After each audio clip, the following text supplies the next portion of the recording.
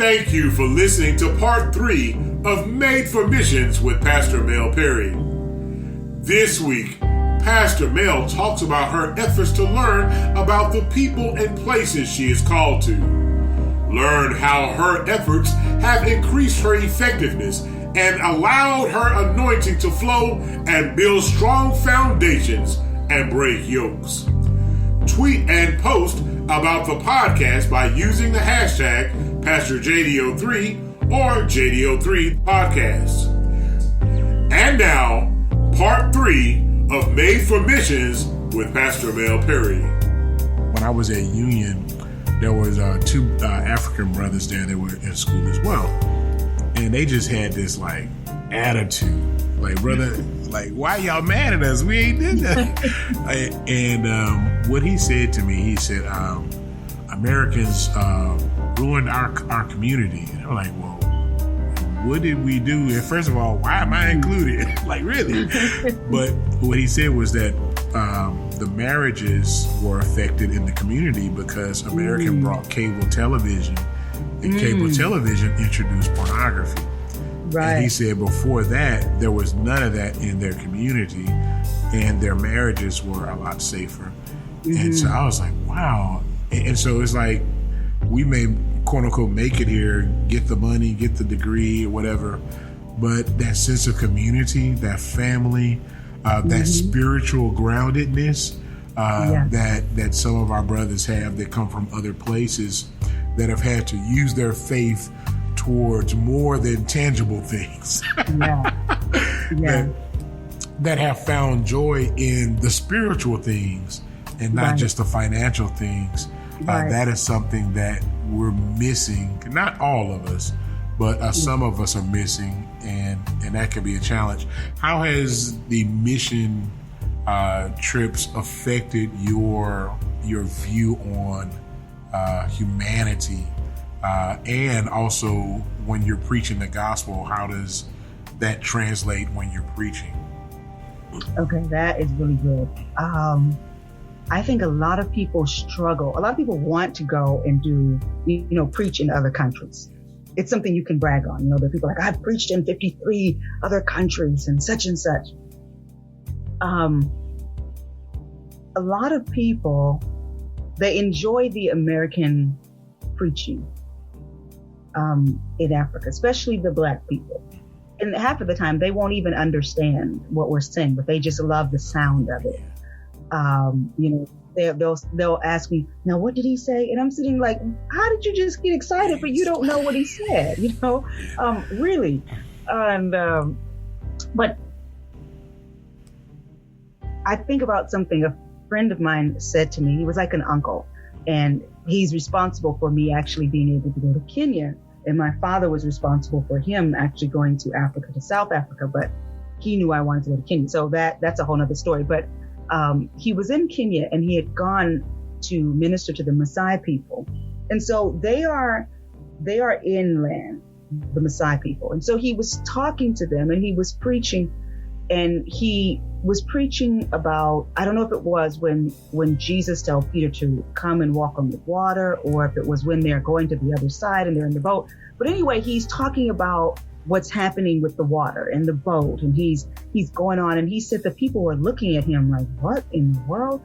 And so he turns to the interpreter, because he was that kind of person. Unfortunately, he was murdered in South Africa, but he was that kind of person that he would just stop and say, okay, now why are these people looking at me all crazy? Yeah. So he turned to the interpreter, and he's like, okay, why are these folks looking at me like this?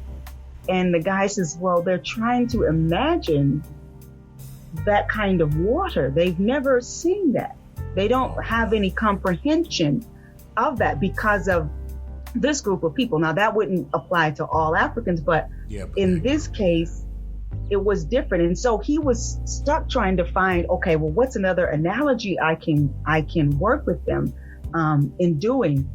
And sometimes as Westerners, you have to really, one of the things I do, let me just put it this way. One of the things I always do is before I go to any country, and I don't know where this came from, I would have to say that this is something God put into me before I went on mission trips. that this is just something he placed into my understanding, that if you're going to be effective, because you're not going on 1 or 2 trips, this is going to become a part of your life. And he put in me that I learn a place before I go. So the first time I went to Kenya was in 2003. We'd gone to South Africa, and then we flew up to Kenya. And I was telling this apostle that was with us, about Kenya. And I was like, this, that, and the other, blah, blah, blah. So we got there, and he says, wait a minute. So you've been here before? And I said, no, I've never been. This is my first time, just like you. And he looked around. He says, but you described this place. You knew. And I said, yeah. For me, it wasn't like odd, because it was like I knew God had called me at that season to Kenya and to a particular group of people.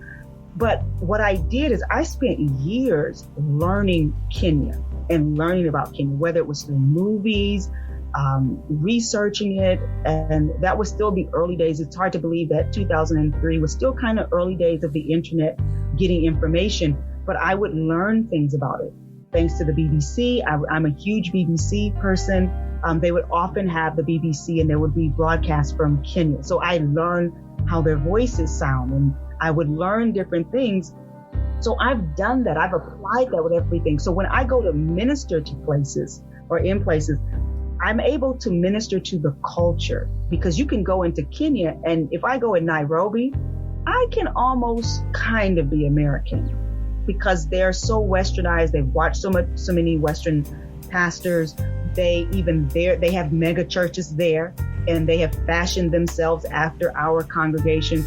So you can almost get away with, if you give in this offering, because they do that sometimes. But when you're going into those far reach places, you have to understand what's going on in this time. And I'll give an example. I was in Panama once. I had a good friend of mine. Her family's from Panama. She was born in Panama, but grew up in Chicago, and her 2 sisters were born in Chicago. And so she married a Panamanian who has a heart for his country, and he goes back and he does crusades and different things. So they had to pick us up in Panama City, and they lived in Cologne. They have a house there, rather. And so we're driving. Everybody's knocked out because we get in the evening, and it's probably like 8 or 9 o'clock. So as we're driving, everybody's asleep. And I don't go to sleep if everyone else is asleep, and it's just the driver's like, man. And it was raining too. Oh, no. I was in an accident where my dad fell asleep at the wheel on vacation. So I don't do that. So I started talking to him, and we're engaging, and I'm talking about Panama, and we're talking. And so when he got home and he was in the room with his wife, he says, so Mel's been to Panama before? And she's like, no, baby, she's never been here. This is the first time. He's like, no. She's been to Panama.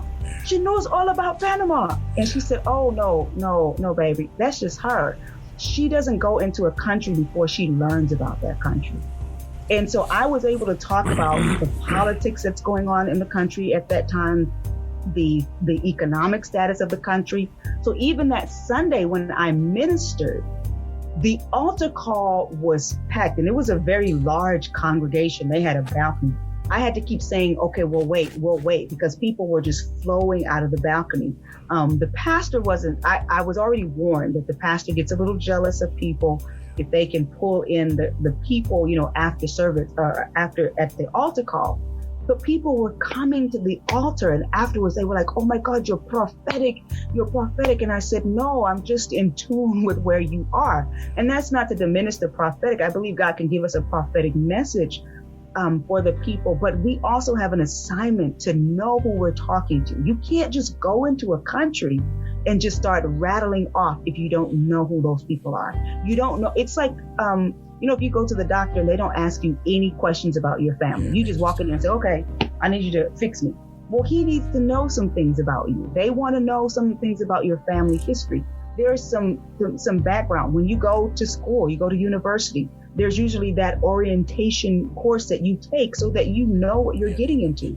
And the same thing is if you're going to really do missions work and be effective, and even if it's just a one-time trip, if you're going to go and preach a real word to the people that's going to sustain them, you have to learn who these people are.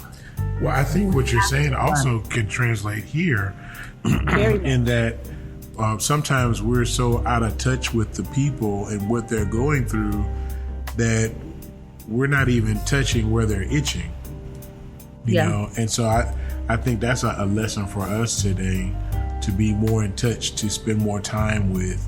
And one of the things, you know, and we've talked about this, one of the things that I believe requires intimate time is discipleship. Right. And so does your experience in missions and preaching the gospel impact the way you disciple people here in the States? I think when I worked with young people, it did. And probably still now when I do, because I have a small group that I work with, and it probably does. I think probably I've been doing it so long that I may not pay attention. But I know one thing, I'm always wanting to make sure that people really understand. Yeah. Well, that's what I was aiming at, because I know when we were both youth pastors, to touch those young people, you have to know the songs they're listening to. You have to know the slang words. You have to be in touch with them in order to touch them. Yeah. And I think you have to be willing to slow down and make sure people really understand what you're saying. And so the intellectual preaching doesn't always work when you're trying to be that great, you know, I want to be whoever the person, I won't use names, but whoever that person you may, who may mentor you from afar, that person that you appreciate their ministry gift, it probably isn't going to work there. I've preached at leopard camps. Me telling them that God's getting ready to bring you out is not going to work, because more than likely they're not about to have any great financial thing happen for them. And it becomes more about relationship. How do you fight spiritual warfare? Realizing that your prayers really matter, that you matter to God, that you're important, that God can work through you, that God can speak through you. You don't have to be educated for God to use you. And it's those very simple messages. And I'll tell you this, that oftentimes when you're ministering those messages, it ministers back to you, because you start to see those people, how they grab it, and it just brings such joy to them. Then you start to think, you know what, I matter too to him, and he really cares about me, and what he has for me, it's going to be different than for them. You know, they may be on a different level, but even though I'm coming up, there are some times I need to still know that, hey, God has so much more for you. And so, yeah, I think maybe it has helped me to be better at discipling and more intentional and wanting to see results, and building long-term relationships. That's the thing for me. I'm not one of those people who's trying to hit so many countries. I go to the same countries and the same places over and over and over again and build relationship and build credibility with people. I've been invited to ministries. People didn't know me. You know, they're like, okay, well, this person recommend you. And then the next thing, it's like, okay, are you coming next year? Are you doing this? And it's always a blessing also when you see the fruit of your labor. Well, that's discipleship, though, that building of relationship. And I think that's one of the things that's missing in the way we do things here as a Western church is, I've always said it's a mistake to try to disciple from the pulpit. Like, you can't disciple people from 10 arm lengths away. Right. At some point, you're going to have to break bread. You're going to have to visit a house. You're going to have to go to that school or do whatever. And you're going to have to get to know them so that you can actually help them to gain some understanding and find that freedom in the gospel. And that's really the African way. They, engagement is really with them. And there have been times when I will preach, and then you go home and all these people come over to the house and they're still talking about it. And then they're saying, well, how do we do this? And how do we do that? And I remember once a congregation brought me in to do leadership training. And I was sort of like, I don't know, do I know how to do it? And I told my mom, I was like, I don't know what to do. And she's like, no, you're well trained. But I'm thinking, yeah, but leadership training in Africa is a bit different than leadership training in the States. And what I found out, I probably am not qualified for leadership training in the States, but I am very qualified over there. And I remember going back a few years later, and maybe 2 years later, and the pastor says, I want you to see something. So I went, and they were in this really small building and tin and everything. And it was just a very typical dirt floor, poles, little wooden poles in the tin and stuff. And he says, I want you to see something. So we're walking to the church, and I'm like, well, didn't we just pass up the church? And we keep walking down this road, and then we turn down this other road, and I see this big white building. And I was like, oh, that's a nice big building. I was like, I said, that's a church. And he's like, yeah, that's our church. And I was like, oh, great. And he says, yeah, this is a result of your teaching. And I was like, well, I didn't teach about a building program. Yeah. But for them, it was a result because I taught them how to grow their ministry and how the ministry to grow the people. And that's what caused them to have this new facility. Now they've got this nice big facility. And I was like, okay, that, okay, maybe the leadership thing that I was kind of concerned about, I may be more equipped for it. And I think that's the blessing that God gives to us. When we don't feel adequate enough, we have to lean on Him. And so I really had to lean on Him. And that was the first time I did leadership teaching. I had to learn to really lean on Him to say, okay, guide me in how I teach these individuals. And there are things that I'm able to teach them that over here we're like, I don't like that. I don't want to get, because it means that we have to make certain sacrifices that they're already willing to make. They are willing to forego things that we don't want. I mean, like, think about the Daniel fast that many churches are on right now. Yeah, we're doing it too. Yeah. We're like, I don't want to go with that bread. Oh, Lord. Yeah, I don't want to give up. But for them, it's like, well, that's just secondary. If this is what I need to give up to get here with God, fine. Yeah, count it done. Yeah. And I mean, you will find people will pray all night. It's common, especially in Kenya, or East Africa. I'll say Kenya, Tanzania, Uganda. It's very common for them to have Friday night prayers every Friday night, and to find young people.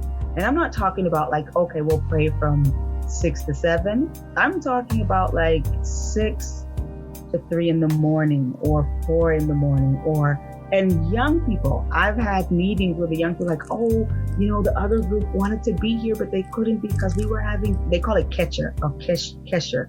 They were having Kesher at the college in Mombasa and blah, blah, blah. So they couldn't be here. And I'm like, okay. And they won't get back until about 4 this morning or such and such. And so it's very common to meet these people who are really, really passionate.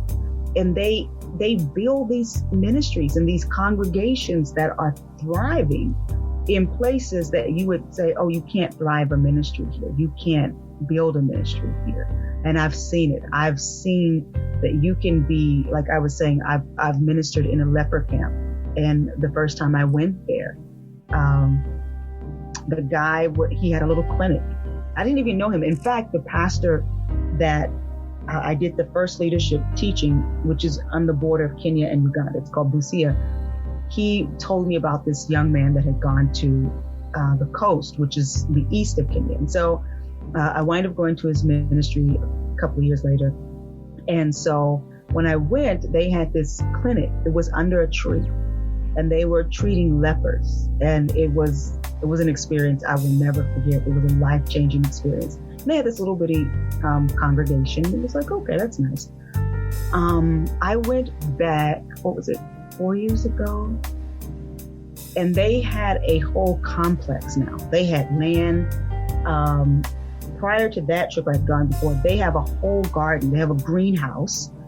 They have a school. They have a training school for women where they teach them how to sew and make things. They have a clinic, like a building with a clinic, and they've got the machines and everything. Their congregation is bigger, their building. I mean, just the things that they have. And the guy is he's younger than my sister, so I think he may be around 36 or something like that, him and his wife. And they built and established this thing that you would say, in this place, it can't thrive. But God gave him a vision.